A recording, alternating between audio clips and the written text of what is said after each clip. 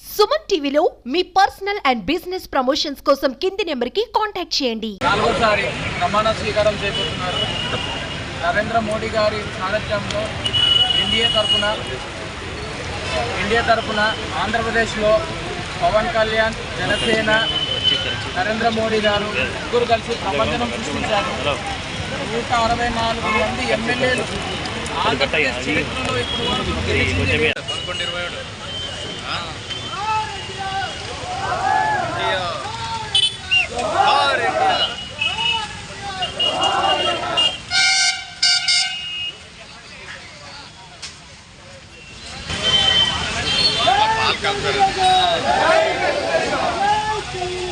Jai Telugu Desam.